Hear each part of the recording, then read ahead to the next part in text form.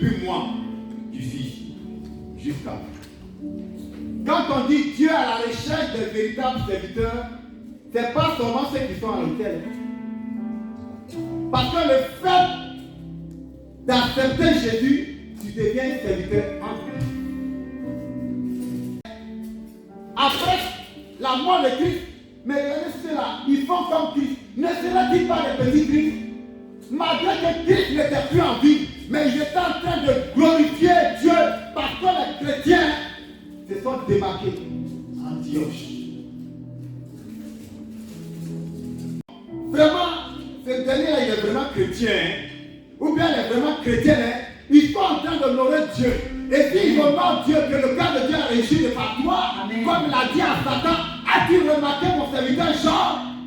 Bien aimé, si nous faisons la joie de Dieu, Dieu va toujours se pencher sur notre cas. Dieu va toujours se pencher sur notre situation. Amen. Mais quand on dit, avec ça dit les chrétiens, avec ça dit les chrétiens, le cœur de Dieu saigne. Alléluia. Amen. Donc, nous n'allons pas nous arrêter seulement à l'autel. Mais le service de Dieu concerne tous les enfants de Dieu qui faisons partie du corps de Christ. Amen. Donc, je parle de l'église universelle. Quand on dit enfant de Dieu, que tu sois d'une autre communauté, d'une autre congrégation, bien aimé, nous sommes tous des enfants de Dieu. Si du moins nous avons accepté Jésus-Christ comme notre Seigneur et Sauveur personnel, nous sommes des enfants de Dieu. Amen. Et quand Dieu nous appelle pour un but. Parce que Dieu a un objectif à atteindre avec nous. Dieu ne nous a pas appelés pour nous rassembler, pour que nous soyons en groupe pour rien. Mais quand Dieu t'appelle dans sa maison, bien aimé, tu as quelque chose à faire. Moi, j'ai quelque chose à faire. Amen. Nous avons quelque chose à faire. Amen. Et c'est notre effort conjugué qu'on appelle l'œuvre de Dieu. Amen. C'est comme une entreprise. Chacun a son poste. Chacun a sa place. Et quand nous verrons que chacun a son poste, chacun a sa place, l'œuvre avance. Et si l'œuvre avance, que le cœur de Dieu est réjoui, c'est Dieu qui ouvre les portes. Amen. Nous prions. Mais la bouche qui donne la réponse, c'est l'Éternel à Dieu. Amen. Tant qu'il n'a pas mis son cachet, ce n'est pas validé. Ça veut dire que ils ne sont pas beaucoup. Souvent on dit qu'il y a beaucoup d'églises. Il n'y a pas beaucoup d'églises. On dit qu'il y a beaucoup de serviteurs. Ils ne sont pas beaucoup aussi. On dit qu'il y a beaucoup de chrétiens. Ils ne sont pas beaucoup. Nous regardons avec les yeux physiques, mais Dieu regarde avec les yeux spirituels. Amen. Et quand il regarde avec ses yeux spirituels, il n'y a pas beaucoup.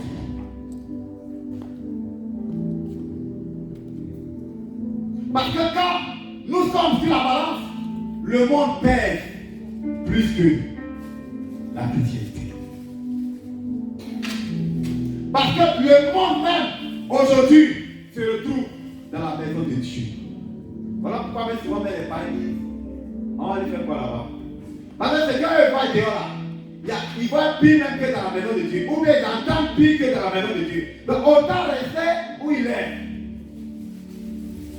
Sinon c'est pas parce que les cœurs sont endurcis que quand on prêche l'évangile, ils ne comprennent pas, ils ne viennent pas. C'est pas ça. Le comportement évangélique. Le caractère évangélique. Tout en nous évangélique. Ce n'est pas le fait seulement d'être éloquent. Tu peux même prêcher la parole. Il dit, oui, j'ai compris. Mais celui qui va convaincre, qui va incliner le cœur, c'est l'Esprit de Dieu. Amen. Il va dire, suis-le. Ou ne le suis pas. Amen. Voilà pourquoi nous ne conduisons pas les hommes à nous. Mais nous conduisons les hommes au Seigneur. Samuel 2, à partir du verset 12 jusqu'à 26. Alléluia. Ce matin, nous attendons beaucoup de Dieu, mais Dieu aussi attend beaucoup de nous. Alléluia. Amen.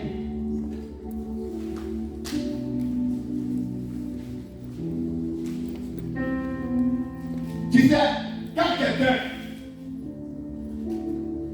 si je peux me permettre, tu sers fidèlement le Seigneur. Servir fidèlement le Seigneur ne veut pas dire qu'il n'aura pas de failles dans ta vie. Mais quand ton cœur est tout entier au Seigneur, et que tu fais son œuvre, même quand tu es dans l'erreur, lui te ramène fidèlement. Les hommes de David,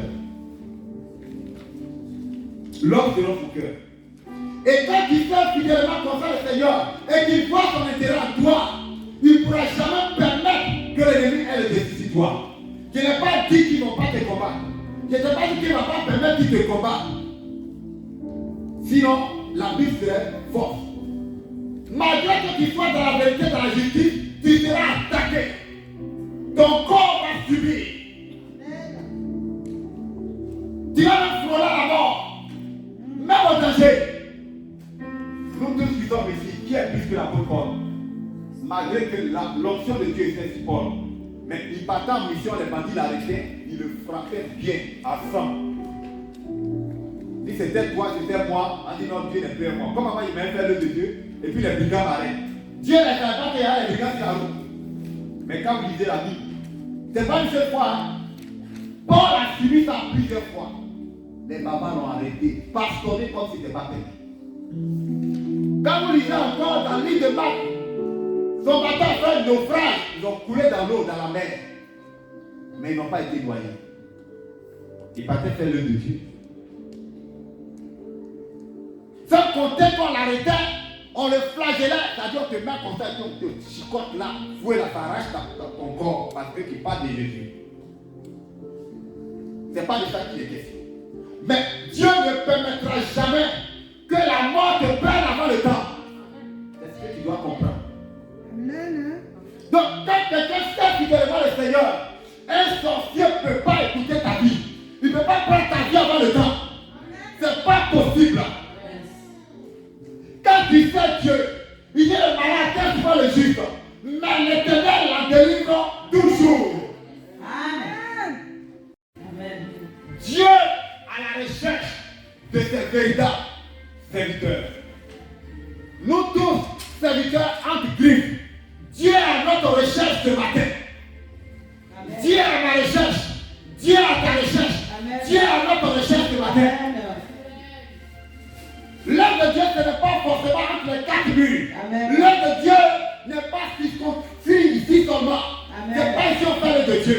Au sortir d'ici, l'œuvre de Dieu continue. Amen. Quand nous allons retrouver lundi, dans nos lieux de service, l'œuvre continue. Amen. Dans les transports, l'œuvre continue. Amen. Dans nos maisons, l'œuvre continue. Amen. Dans nos foyers, l'œuvre continue. Amen. Dans nos familles, l'œuvre continue. Amen. Dans nos relations, l'œuvre continue. Amen. Dans nos rapports mutuels, l'œuvre continue. Amen. L'œuvre n'est pas seulement le dimanche. Même au téléphone, l'œuvre continue. Amen. Mais dans nos communications, l'œuvre continue. La manière de communiquer, la manière des autres, la manière de faire les choses, en bien ou en mal, l'œuvre continue. Amen. Alléluia. Amen. Les fils d'Élie étaient des hommes pervers. Ils ne connaissaient point l'Éternel. Et voici quelle était la manière d'agir de ces sacrificateurs à l'égard du peuple. Lorsque quelqu'un offrait un sacrifice, le serviteur du sacrificateur arrivait au moment où l'on faisait cuire la chair, tenait à la main une fourchette à 3 dents. Il piquait dans la chaudière, dans le chaudron, dans la marmite ou dans le pot. Et tout ce que la fourchette ramenait, le sacrificateur le prenait pour lui. C'est ainsi qu'il agissait à l'égard de tous ceux d'Israël qui venaient là à Silo. Même avant qu'on fît brûler la graisse, le serviteur du sacrificateur arrivait et disait à celui qui offrait le sacrifice: donne pour le sacrificateur de la chair à rôtir. Il ne recevra de toi point de chair cuite, c'est de la chair cru qu'il veut. Et si l'homme lui disait, quand on aura brûlé la graisse, tu prendras ce qui te plaira, le serviteur répondait, non, tu donneras maintenant, sinon je prendrai de force. Ces jeunes gens se rendaient coupables devant l'Éternel d'un très grand péché, parce qu'ils méprisaient les offrandes de l'Éternel. Amen. Alléluia. Lis au verset 30.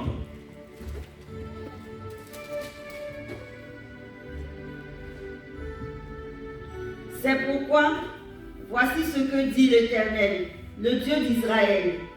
J'avais déclaré que ta maison et la maison de ton père marcheraient devant moi à perpétuité. Et maintenant, dit l'Éternel, loin de moi, car j'honorerai celui qui m'honore, mais celui qui me méprise seront méprisés. Il était sacrificateur. Ses enfants aussi étaient sacrificateurs. Donc ils étaient consacrés à Dieu. Amen. Mais vous voyez, quand elle a lu, il y a une parole qui m'a frappé. Il dit, et les fils d'Élie étaient des hommes pervers. Ils ne connaissaient point l'Éternel. Ça veut dire qu'on peut servir Dieu et puis ne pas le connaître. Vérité. On peut venir à l'église et puis ne pas le connaître. On peut manifester les dons et puis ne pas le connaître. On peut faire des délivrances et puis ne pas le connaître. On peut prêcher, enseigner et puis ne pas connaître Dieu. On peut donner des révélations de prophéties et puis ne pas connaître Dieu. On peut faire du bien et puis ne pas connaître Dieu. C'est ça. Vérité.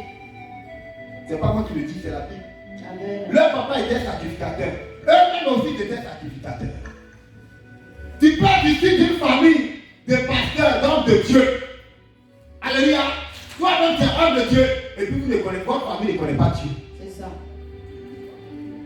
Telle était la famille d'Élie. Tous des sacrificateurs. En son temps, quand on dit des sacrificateurs, vous êtes de la classe des Lévites. C'est-à-dire que Dieu vous a mis en part pour lui. Amen. Vous n'êtes pas n'importe qui. Amen. C'est Dieu même qui prenait soin d'eux. Voilà pourquoi parmi les tribus là, eux ils ne travaillaient pas. Eux ils étaient consacrés à Dieu. Les autres travaillaient et puis venaient les nourrir. Mais malgré qu'ils étaient issus de cette tribu là, ils ne connaissaient pas l'Éternel. Regardez l'âge d'Élie en son temps. Il était fort âgé, mais il ne connaissait pas l'Éternel. Ses enfants non plus. Donc